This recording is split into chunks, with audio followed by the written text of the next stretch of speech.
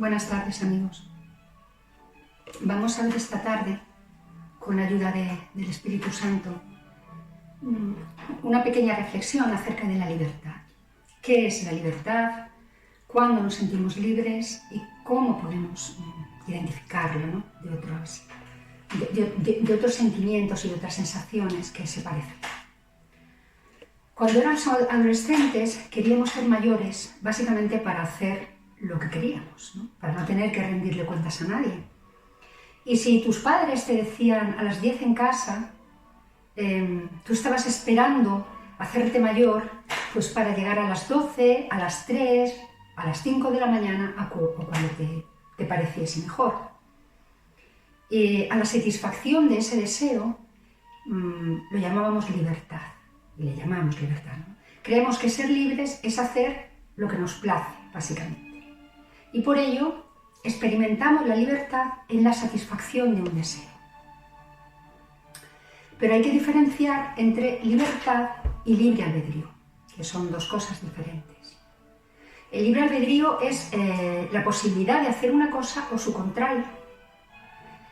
La adolescente que tiene orden de sus padres para llegar a casa a las 10 de la noche tiene libre albedrío para obedecer o no. Si esa chica desobedece y se queda con sus amigos hasta la hora que le parece, estará haciendo uso de su libre albedrío. Pero no sé si está haciendo uso de su libertad. Porque la libertad exige discernimiento y voluntad. El libre albedrío no. Entonces, ella, con toda seguridad, estará, si hace eso, satisfaciendo un deseo. Pero para hacer uso de su libertad, tendrá que pararse a pensar qué es lo que debe hacer en realidad, qué es lo más adecuado, y además poner en juego también su voluntad para llevarlo a cabo. A eso le llamamos libertad. Buscar solo el libre albedrío es renunciar a ser libre, porque es hacer lo que me apetece, no lo que debo. Es decir, no lo que desde mi auténtica capacidad para discernir yo entiendo que es lo adecuado. La libertad, eso es, implica discernimiento y voluntad. La verdadera libertad es la capacidad de discernir y buscar el bien. Los cristianos creemos en el libre albedrío, pero no podemos defender el hacer lo que nos dé la gana. Eso forma parte de la cultura de la superficialidad. Yo soy libre porque hago lo que quiero. Nosotros creemos que el libre albedrío debe estar orientado al bien y a la verdad. Nuestro derecho al libre albedrío no puede estar al servicio de nuestros caprichos, sino del bien y de la verdad. El libre albedrío es el mayor don que hemos recibido, pero también es un riesgo, y es el mayor riesgo además, porque con él podemos aceptar a nuestro Creador o rechazarlo. Dios no nos ha programado para que le aceptemos automáticamente. El libre albedrío permite alcanzar la máxima grandeza, pero también incluye la posibilidad de un desvío completo. Tiene que ver con la autorrealización y con la autodestrucción del hombre. Hay que manejarlo con mucho cuidado. A veces las decisiones que queremos tomar desde nuestra libertad son la consecuencia de nuestros miedos, que este es otro punto a tener en cuenta. Claro, porque para ser libre hay que ser valiente. Y muchas veces la libertad no es cuestión de audacia, sino de temor, de cobardía, de pereza incluso, porque hacer lo correcto exige obediencia. A veces somos desobedientes para no encarar nuestra responsabilidad y entonces ese hacer lo que quieres se convierte en una atadura. Porque no es una opción realmente libre, sino provocada por una incapacidad, la de enfrentarse a un miedo, una responsabilidad, una pereza. En este concepto de libertad, que está en desacuerdo con la obediencia, lo que hay es una esclavitud realmente. Claro, si no me siento capaz de hacer lo que debo, si tengo miedo de asumir en mi día en mi día a día la perseverancia, la voluntad, pues entonces evidentemente no soy libre. Y lo curioso es que nos creemos que sí. No, es que lo hago porque quiero, lo hago porque soy libre. No, perdona. Tú lo haces porque no eres capaz de vencerte a ti mismo. Ejercer la libertad es discernir. Al escoger una cosa, rechazamos necesariamente otra que consideramos menos adecuada. Luego, vivir en libertad es vivir en discernimiento, porque para vivir y para elegir hace falta discernir y después poner en juego la voluntad. Otra cuestión a tener en cuenta a la hora de hablar de libertad es el determinismo. Eso que dice, ¿no? Esa postura que dice que el hombre no es libre, ¿no? Que está condicionado por sus impulsos, que tiene una voluntad, que no tiene una voluntad verdaderamente libre. Es una visión protestante, ¿no? La negación de la libertad y su concepción del pecado original. Para Lutero, el pecado original había hecho tanto daño, había corrompido de tal modo la naturaleza humana, que el hombre no podía ser rehecho por la gracia divina. Y por lo tanto, Dios salva al hombre sin que éste coopere en nada a esa salvación. Claro, el hombre no coopera mediante su libertad, ni antes ni después del acto. Los actos humanos, entonces, no tienen trascendencia ni importancia alguna. Y eso va claramente contra la justicia divina y la justicia humana. Porque claro, si no somos responsables de nuestros actos, porque estamos tan predeterminados por el pecado, nadie nos puede pedir responsabilidades. Los cristianos defendemos la voluntad. Creemos que Dios nos ha creado libres y en ese sentido somos antideterministas.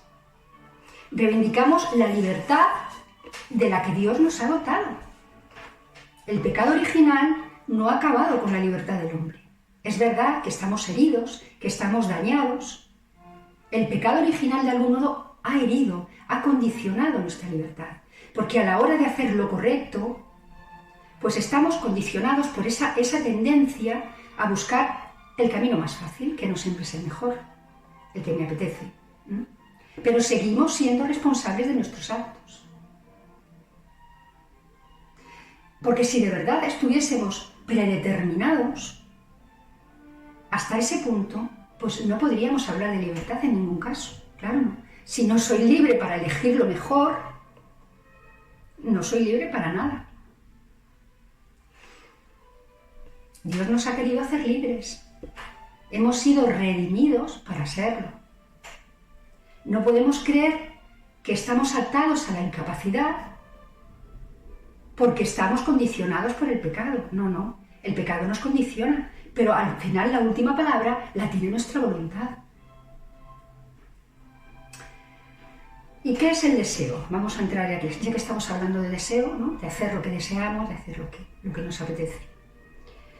Si uno presta atención a su experiencia y es leal con lo que emerge de ella, descubre la verdadera naturaleza de su deseo, que es una insatisfacción constante. Un deseo que no se satisface nunca del todo. Todos tenemos experiencia de haber conseguido muchas veces lo que queríamos. Y a pesar de eso, haber sentido que aquello no nos satisface definitivamente, porque enseguida queremos algo más. Hay veces, curioso, ¿no?, que nos sentimos mucho mejor mientras estamos luchando por conseguir algo que queremos que una vez que lo hemos conseguido. Cuando se han cumplido nuestros deseos, nos damos cuenta de que no tienen la capacidad de llenar esa esperanza que nosotros teníamos. Por eso hay personas que se pasan la vida pues haciendo cosas. Ahora quiero viajar, ahora quiero no sé, pues esta casa, aquel trabajo, aquella pareja. Hay veces que después de realizar ese deseo por el que tanto hemos luchado y en el que teníamos puesta tanta esperanza, pues nos damos cuenta de que seguimos vacíos, de que seguimos anhelando algo más. ¿Y por qué? ¿Por qué no nos basta eso que habíamos soñado que es suficiente? Aquello que habíamos pensado que era tan bueno para nosotros tener. Pues porque buscamos un infinito. Y no vamos a renunciar jamás a la esperanza de lograr esa infinitud. Estamos llamados al infinito. Decía Giacomo Leopardi, que era un pesimista acérrimo, pero aquí dice una cosa muy curiosa y muy cierta, ¿no? Decía: no poder estar satisfecho con ninguna cosa terrena, ni siquiera con la tierra entera. Contemplar la amplitud inabarcable del espacio, el número y la mole maravillosa de los mundos, y descubrir que todo es poco y pequeño para la capacidad del propio ánimo. Imaginarse el número de los mundos infinitos y el universo entero, y sentir que nuestro ánimo y nuestro deseo son aún más grandes que el universo. Y acusar continuamente a las cosas de autosuficiencia y nadería, y sufrir incapacidad y vacío y aún aburrimiento. Es para mí el mayor signo de grandeza y nobleza que vemos en la naturaleza humana. Claro, porque aburrirse a veces y sentir ese vacío interior significa que tengo sed de algo que no me pueden dar las cosas. Esta es la grandeza del ser humano. Su deseo es aún más grande que el universo creado. Hay veces que no nos damos cuenta de que vivimos continuamente hacia afuera de nosotros mismos, hacia afuera, proyectados hacia el exterior. Claro, por eso queremos hacer tantas cosas y queremos tanto viajar. Nos parece que cuando cambiemos de escenario, que cuando pongamos el corazón y la cabeza en otra cosa, vamos a estar mejor. Ay, es que necesito cambiar la cabeza de escenario, necesito marcharme, necesito salir de aquí. Hay personas que se están apuntando ya a multimillonarios para ir a la luna, cuando son incapaces de hacer un viaje hacia adentro para ver qué es lo que pasa por ahí, para ver cuál es la verdadera naturaleza de su deseo. Y creen que yendo a la luna van a tener una experiencia no sé cómo y no sé qué y que les va a llenar. No. Eso te va a llenar mientras lo tengas en marcha y después vas a volver a querer algo más, porque tú no estás preparado para saciarte por el hecho de ir a la luna. Tienes sed de algo más. Los seres humanos somos originalmente, es decir, en origen, atraídos por la belleza, por el bien. Y en esa atracción la libertad se pone en movimiento. Es ese impacto con el bien y con la belleza lo que hace que la libertad se ponga en marcha. Es entonces una llamada a dar el primer paso. Somos atraídos por el bien y la belleza.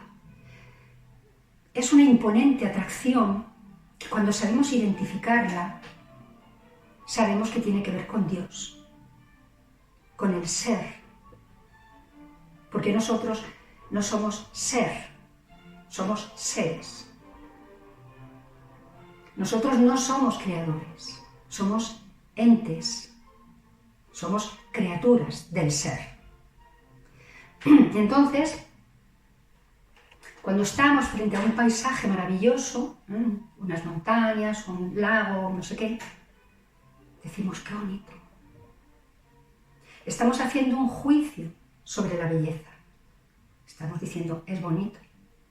Y si nos encontramos con una persona atractiva, inteligente, bondadosa, y la elegimos para ser nuestra pareja, estamos haciendo un juicio también.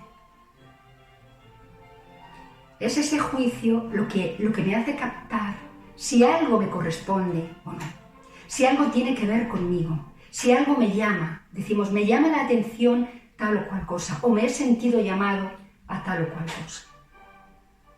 Lo vemos ahí, ¿no? Sentimos una atracción por algo, por alguien, y en esa atracción hay un sentimiento de pertenencia. Sentimos que pertenecemos a ese lugar. Yo cuando era jovencita miraba el cielo y no sabía nunca explicarme por qué. Por la noche, cuando miraba el cielo estrellado, siempre sentía que pertenecía a ese lugar. Sentía con mucha claridad una sensación de pertenencia, de que aquello tenía algo que ver conmigo. Y no lo podía explicar, porque todavía no conocía la materia de la que estaba hecha. Claro, ahora lo entiendo. Por eso, esa sensación de pertenencia se da también con las personas, ¿no? Cuando nos enamoramos, decimos, me ha robado el corazón. Hay un sentimiento de pertenencia. Decimos, mi cielo, mi vida, ¿no? Y no decimos, eres parte de mi vida. Eso lo decimos a veces con la cabeza fría. Tú ya estás en mi vida, ya eres parte de mi vida. Pero cuando por amor se nos escapa un mi vida, un mi cielo, estamos diciendo, te pertenezco. Me perteneces, eres mi vida. En ti reconozco mi naturaleza, mi existencia. Hay una sensación de pertenencia. Y cuando decimos mi cielo, estamos diciendo aún más. Mi cielo, ¿qué es el cielo? Pues es el lugar donde puedo volar, donde puedo abrir mis alas, donde puedo experimentar libertad. Es el lugar al que estoy llamado, el lugar donde Dios existe, donde Dios habita. Claro. Tú eres el cielo al que yo pertenezco. Eres mi vida, no parte de mi vida. Mi vida, decir eres mi vida es como decir estoy inmerso en ti, te pertenezco. Y sin ti no tengo vida, ni tengo cielo, porque sin corazón no hay vida ni hay cielo. Es esa identificación con el bien y la belleza, ese reconocimiento de pertenencia, lo que prepara el arranque hacia eso que me llama, hacia eso donde siento la pertenencia. Es el paso al que la libertad es llamada, porque reconozco mi pertenencia y me pongo en marcha. Pero solo es el primer paso. El definitivo, el siguiente y definitivo, es la adhesión. A eso que reconozco como un bien, me tengo que adherir. La capacidad de elección es propia de una libertad que está en camino hacia una realización. Claro, que consiste en la adhesión. Es identificarme con el lugar al que correspondo y que me corresponde.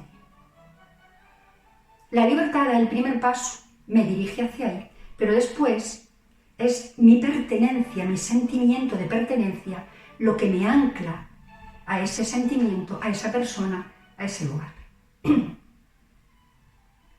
Esta adhesión es como estar en casa, es una sensación parecida. Por eso muchas veces cuando estamos con alguna persona con la que congeniamos, decimos, parece que le conozco o la conozco de toda la vida.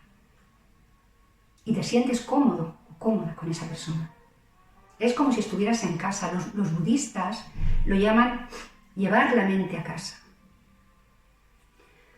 ¿Por qué unos jóvenes enamorados se sientan en un banco, en el parque, en pleno invierno, helados de frío? Porque sienten que están en el hogar, aunque estén muertos de frío. El hogar está donde está la pertenencia. Así que quedarse solo en la posibilidad de elección es, de hecho, renunciar al cumplimiento de la libertad.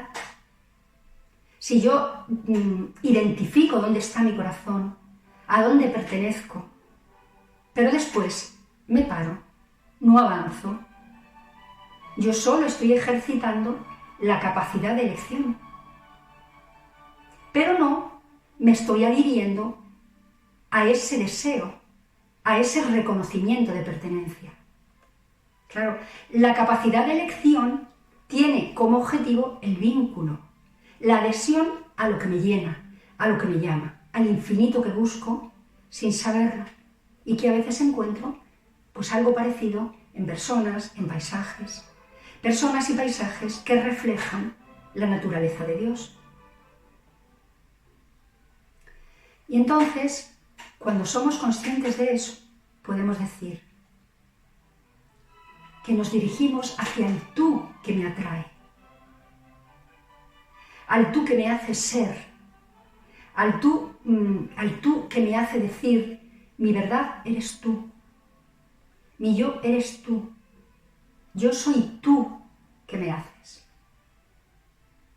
Ahí identificamos al Creador. Es en esa adhesión a lo que me corresponde y a lo que yo correspondo donde se encuentra el deseo de satisfacción. ¿Para qué quiero yo la libertad de elección si cuando me encuentro con el bien que deseo no me adhiero? Claro, el verdadero problema aquí está en saber realmente lo que quiero, identificar el deseo, saber que busque lo que busque, busco a Dios. Entender que encima de los pequeños deseos está el gran deseo, el de totalidad, el de infinito, y que hay situaciones y personas que me acercan a él. A veces la libertad también tiene su raíz en el miedo. A veces el libre albedrío más que la libertad, ¿no? Porque la libertad a veces no es cuestión de audacia, sino de temor a hacer lo correcto. A veces somos desobedientes para no enfrentar responsabilidades, porque me asustan, porque no las quiero, porque me resulta más cómodo, pues elegir otro camino. Y en ese concepto de libertad, que está en desacuerdo con la obediencia, lo que hay es una esclavitud, por no sentirme capaz de hacer lo que tengo que hacer. Miedo de asumir el día a día, de ser perseverante. Y entonces dices, bueno, es que no hago esto o hago aquello porque soy libre. No, no es así. Tú no haces esto o haces aquello porque rehuyes la responsabilidad, el sacrificio. Y entonces ese hacer lo que quiero, entre comillas, es una atadura. Ejercer la libertad es discernir. Al escoger una cosa, rechazamos necesariamente otra. Luego, vivir en libertad es, como decíamos hace un momento, vivir en discernimiento. El precio de la libertad es la constante atención, la vigilancia para elegir lo correcto y no equivocarse. Tenemos que estar sopesando continuamente si esto es de Dios o no es de Dios, si esto es bueno o no es bueno. Porque los deseos nos enredan y nos manipulan y entonces creemos que si tengo una cita con el dentista y no voy, pues es porque estoy satisfaciendo mi libertad. No. Tú no vas, te estás engañando a ti misma porque te estás poniendo pegas porque te da miedo ir al dentista. Y entonces estás diciendo, uy, parece que me duele la cabeza, uy, parece que hoy no es el momento. No, no te engañes a ti misma. Eso no es. Hay cosas que se nos presentan como banderas de libertad y que en el fondo nos están esclavizando. Nuestros deseos, casi siempre. A veces ante nuestros ojos y en nuestros caminos aparecen cosas que parecen llevar en ellas una promesa de libertad. Y la fascinación de la autonomía se nos introduce en el corazón, como le pasó al hijo pródigo, del que hablábamos hace poco. Esa falsa autonomía, ese desligarse de la pertenencia, del lugar al que uno pertenece, buscando esa falsa autonomía, ese deseo de libertad. Y empezamos a caminar por esos caminos, ¿no? Atraídos por ese deseo, porque nos resistimos, ¿no? Nos cuesta resistirnos a la seducción de esa falsa libertad. Y todos tenemos experiencia, yo creo, de haber apostado por ese tipo de libertad en alguna ocasión, ese tipo de libertad falsa que parecía que nos iba a entregar pues una gran felicidad y después nos deja tremendamente vacíos e insatisfechos. Y lo vemos en los jóvenes especialmente. Lo vemos también en los adultos, pero mucho en los jóvenes. Los jóvenes están siempre necesitados, claro, son menos adultos, tienen más vida, tienen más vitalidad, les cuesta más renunciar a sus deseos, les cuesta más discernir, y entonces son más fácilmente manipulables por sus propios deseos. Y entonces están siempre probando cosas nuevas, y ahora voy a fumar esto, y ahora voy a beber lo otro, y ahora pues me voy a apuntar a hacer no sé qué deporte de riesgo, y ahora me voy de aventura no sé dónde, y después me voy con esta chica que me parecía estupenda, pero luego ya veo aquella y parece que me atrae más, y luego veo aquella otra, y luego resulta que ya no tengo claro si me apetece ser heterosexual o homosexual, y luego ya, en fin, claro, estamos necesitados, aparentemente, es una necesidad aparente nada más, ¿no?, de hacer cosas porque nuestros deseos nos están manipulando y nuestro vacío interior. O sea, el verdadero deseo está latiendo ahí en nosotros y como no lo sabemos identificar, pues nos ponemos a hacer todo tipo de cosas. Y buscamos con mucha desesperación el amor. En realidad, cuando buscamos todo eso, lo que estamos buscando es amor. Y claro, por eso hay algunas personas que nos hacen sentir bien. Yo tengo las mejores experiencias que yo he tenido de haber tenido paz, de haber estado en paz, de haber sentido que estaba en el hogar, esto que decía hace un momento, son experiencias relacionadas con el amor. Muy sencillas en todo momento. Pues haber estado jugando con mis niños, haber estado viendo una película con mi pareja, con mi marido. Qué maravilla, qué cosa tan simple, pero qué bien estoy. Esto se parece bastante al cielo. Yo he sentido esa sensación. Claro, ¿por qué? Pues porque en las personas está Dios y en el amor está Dios. Pero las personas nunca nos colman del todo. Nunca son suficientes si no somos capaces de mirarlas y ver en ellas a Dios. Las personas nos estamos fallando constantemente unas a otras. Las personas nos parecemos a Dios en el sentido en que somos capaces de amar, no como Él, pero podemos amarnos unas a otras, aunque sea con un amor imperfecto. Y es en esa cercanía con las personas donde realmente sentimos la felicidad máxima que somos capaces de identificar, hasta que nos encontramos con Dios, y entonces todo empieza a encajar. Porque claro, cuando tú te encuentras con Dios, ya lo ves en todos y en todo. Él te da una mirada nueva, un corazón nuevo, un gozo nuevo y una paz desconocida. Por eso, lo peor que nos puede pasar es vivir sin amor. Las personas podemos vivir sin pareja, ¿no? Es verdad que en la relación de pareja, porque se da esa intimidad tan profunda, es donde uno más siente que está en el hogar, siente que está en casa. Con los hijos no estamos llamados a esa fusión. Con la pareja sí, con el esposo, con la esposa. Entonces, identificamos en el esposo, en la esposa, en el ser amado, esa felicidad que nos colma. ¿Por qué? Pues porque está respondiendo a nuestra necesidad de amor, porque nos permite amar, de hecho busca que la amemos y responde a nuestra necesidad de ser amados también.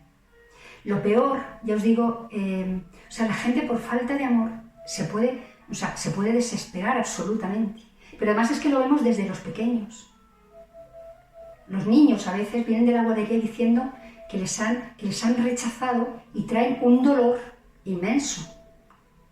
Yo me acuerdo de mi niña cuando era pequeña que pues hasta los 2 añitos o así que estuvo sin ir a la guardia, pues estuvo rodeada de amor. Entonces ella no conocía el desamor, no conocía el rechazo. Y volvió un día, al poco tiempo de estar en la guardería, además era una niña súper madura y hablaba muy claro, y vino llorando porque la habían rechazado. Y no entendía por qué. Y decía, es que me ha hecho mucho daño, es que me ha dicho que no me quiere y me ha hecho mucho daño. La falta de amor. No conocía eso, lo conoció ahí. O sea, las personas por falta de amor pueden llegar a suicidarse. Vemos como los niños, a veces los adolescentes, que sufren de acoso, de bullying y tal, pues llegan a quitarse la vida. O sea, es una sensación atroz, el rechazo, el ser rechazado. La indiferencia, bueno, porque en la indiferencia siempre está la duda de si realmente, pues esa persona le intereso más o menos. Pero el rechazo frontal, el que dice no, eso nos destroza. Porque estamos hechos para vivir en amor. Y nos destrozan que seamos mayores. Yo sé de casos en el trabajo, personas adultas que están llorando porque se sienten rechazadas por el grupo y quieren entrar ahí, en el grupo. Claro, todavía, pues a lo mejor no se han dado cuenta realmente de dónde pertenecen y ponen todo su corazón en el grupo, en la comunidad, y ante ese rechazo se vienen abajo. Y lloran, y por qué, y fíjate lo que me han hecho, y fíjate lo que me han dicho, y le dan 40 vueltas. En vez de relajarse y decir, madre mía, ¿cómo somos, no? Pues antes éramos amigos, ahora ya no, es que la vida es así, hija mía. No pasa nada, espera, estate tranquila. Nos hace trizas la falta de amor. Bueno, pues os decía que cuando empiezas a mirar la vida con ojos de Dios, pues por ejemplo te vas de viaje y empiezas a ver a Dios también ahí, ¿no? En rostros nuevos, en paisajes nuevos, en capacidades, y empiezas a escucharlo, a oírlo en otras lenguas, en otros idiomas. Y pues eso, lo ves también en capacidades, porque al final todos nuestros dones, todo lo bueno que hay en nosotros, todo lo que somos capaces de hacer bien, todo es don de Dios, es pura gracia.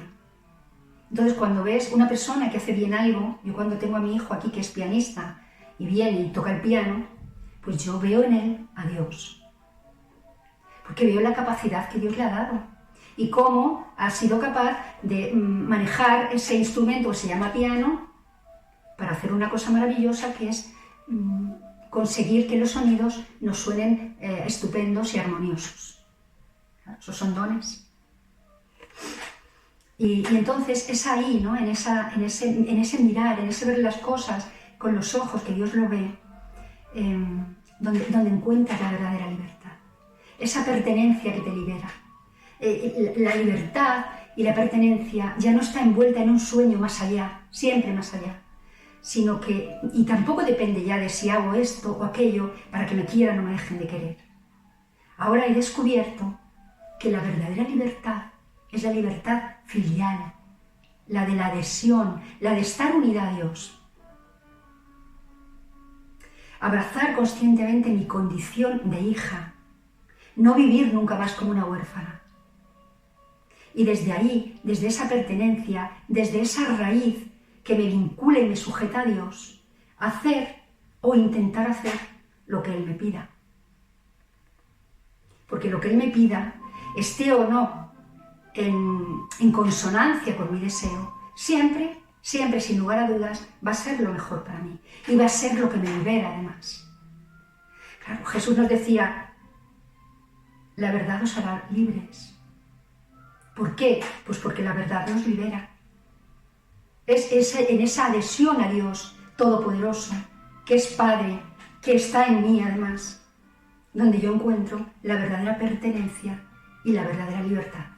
La verdadera pertenencia a la verdad que me libera. Me adhiero a la verdad de Dios, porque la mía ya he visto que no es una verdad auténtica. Y me ha hecho caer y despistarme muchas veces. Entonces es cuando descubro la verdadera sabiduría, el verdadero amor de Dios, la verdadera naturaleza de Dios y mi naturaleza, que pertenece ahí, cuando yo encuentro verdaderamente la libertad. Es curioso porque nosotros identificamos justo lo contrario. Hay una creencia en que, en que la obediencia es justo lo contrario de ser libre. Obedecer es justo lo contrario de ser libre. Todos los tontos del mundo, decía Chesterton, se imaginan que el hombre es libre solo cuando desobedece. Pues sí, creemos que el desobediente, el insumiso, es el libre, que la libertad suprema consiste en hacer lo que me da la gana, en desobedecer. Y hay personas que basta que tú les indiques que tienen que ir por allí o se lo sugieras para que su orgullo, su soberbia se ponga en marcha y hagan otra cosa. Y a eso lo llaman libertad. Lo llamamos libertad. Pues no, la libertad suprema consiste en la capacidad de obligarme a mí mismo. Libertad y obediencia van de la mano. Pero claro, hay que saber a quién obedecemos. Tenemos que tener un solo amo, un solo Dios, nuestro Señor. Si empezamos a tener otros diosecillos, mis deseos, mis caprichos, ahí ya estamos entrando en otra historia, claro. Ahí ya estamos hablando de deseos y de caprichos, no estamos hablando de Dios. Mis deseos y mis caprichos no son Dios, aunque me manejen y me manipulen. Yo tengo que hacer una parada, mirarme por dentro, viajar hacia adentro en vez de tanto viajar hacia afuera y ver realmente dónde pertenezco y verdaderamente dónde está mi libertad. Lo dijo María, muy claro, he aquí la esclava del Señor. Y lo dijo la mujer más libre de todos los tiempos, porque obedeció libremente. Entregó su voluntad libre y conscientemente. Esa sí que es libertad, libertad suprema. La verdadera libertad se manifiesta obligándose a uno mismo a hacer lo que tiene que hacer.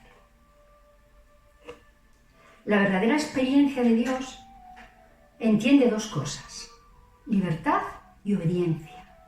Esto lo decía el obispo Munilla.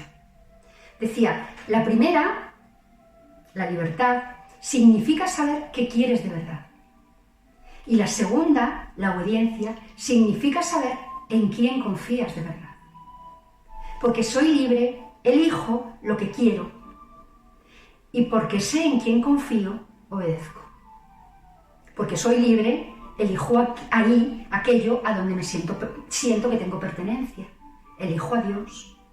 Y en las personas en las que Dios está, en las personas que Dios pone en mi camino, que son Dios también. De alguna manera. Y con muchas comillas eso. Hablamos de entendimiento y voluntad, porque por el entendimiento y la voluntad el hombre es dueño de sí mismo, o sea, libre. Está además, por esa voluntad y ese entendimiento, radicalmente abierto al mundo, a las demás personas, ya que ambas facultades, libertad, entendimiento y voluntad, buscan lo real, buscan lo verdadero. Y eso es a lo que estamos llamados, a lo que Dios nos llama, a esa búsqueda de lo real y de lo verdadero, donde podemos abrir las alas y ser libres. Yahvé, dice el profeta Isaías, desde el seno materno me llamó, desde las entrañas de mi madre pronunció mi nombre. Fijaos qué bonito. Pronunciar el nombre de una persona es llamarla a la vida, llamarla a tu vida, ponerla en ella, darle una identidad. Te doy una identidad, te nomino, te nombro, por lo tanto, si te doy una identidad, existes. Por eso decimos que Dios nos llama por nuestro nombre. Yo no soy uno más. Claro, y por eso los enamorados se dan un nombre especial, un nombre diferente. Yo ya no soy María, ya no eres Luis, ya no eres Tomás, ya no eres Pepe. Ahora eres mi no sé qué, mi no sé cuánto, ahora es tal y eres cual. Yo te nomino de nuevo, te llamo de nuevo, porque ya no te puedo llamar por el nombre por el que te llama todo el mundo, porque para mí tú no eres cualquiera, tú no eres todo el mundo, porque hacia ti siento pertenencia. Y entonces te pongo un nombre que te identifique con lo que yo siento por ti. Por eso a veces los enamorados se dan esos nombres tan curiosos. Claro, son nombres que tienen mucho sentido. Llamarte por el nombre general es como si te diluyeras entre la población. Tú no eres uno más entre esa población. Te he elegido, te he seleccionado. Y ahora ya no eres María. Para mí no. Cuando salga de mi lado, cuando tal, en tu trabajo, no. Para ahí eres María. Para mí tienes un nombre distinto. Un nombre que yo te he dado. Y decía, claro, volviendo a los nombres tan curiosos que se dan a veces los enamorados, bichito, salsita de curry. Yo tuve un noviete al que le llamaba salsita de curry. Pues tonterías que se dicen cuando uno ama, ¿no? Nos dice Jesús a través del profeta Isaías, Dios, no temas, gusanito de Jacob, oruguita de Israel. Nos está dando un nombrecito, oruguita, gusanito. No temas, yo estoy contigo, mi pequeño, mi pequeña. ¿Hay cosa más pequeña y más frágil que una oruguita, que un gusanito? Pues así es como nos llama Dios. Y cuando uno identifica la llamada, ¿no? Cuando uno siente que Dios la ha llamado desde el seno materno, ha pronunciado mi nombre, uno entiende realmente dónde está su lugar, dónde está su hogar.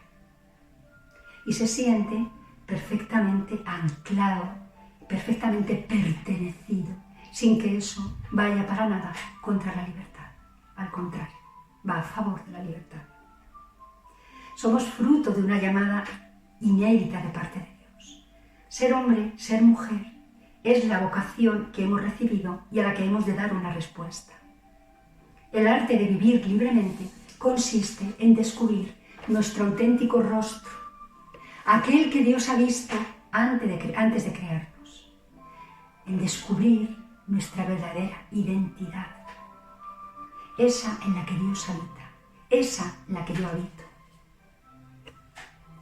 Estamos sedientos de algo que no podemos identificar y a lo que no sabemos poner nombre.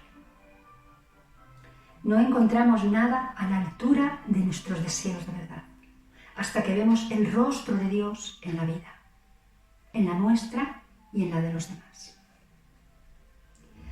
Una persona se realiza y es feliz cuando cumple la propia verdad personal a que está llamada, cuando se construye a sí misma a través de sus actos libres.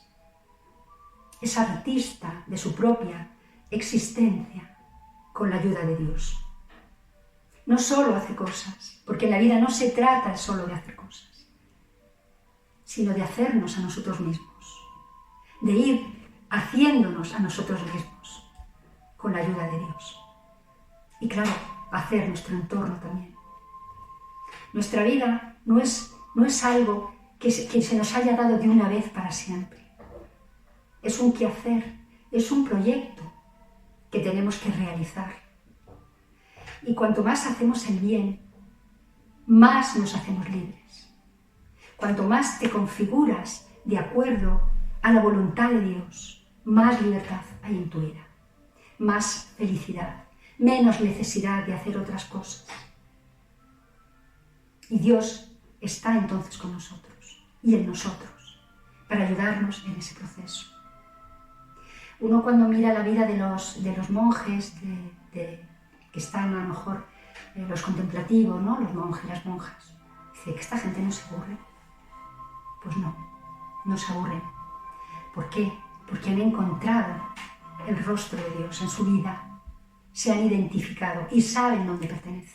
Y ya no necesitan nada. Ya no necesitan ni viajar, ni ir a la luna, ni hacer deportes de riesgo, ni tener no sé qué experiencias. No. Ahora solo necesitan quedarse en esa pertenencia, quedarse en el hogar. Llevar, como decían los budistas, la mente a casa. Bueno, pues yo creo que con esto ya tenemos más o menos para reflexionar un ratito y darle unas cuantas vueltas a esta cosa que nos llama tanto la atención, de la libertad. Os deseo una tarde maravillosa y una muy, muy feliz Navidad y os envío un abrazo muy fuerte y muchas, muchas bendiciones. Hasta el próximo día.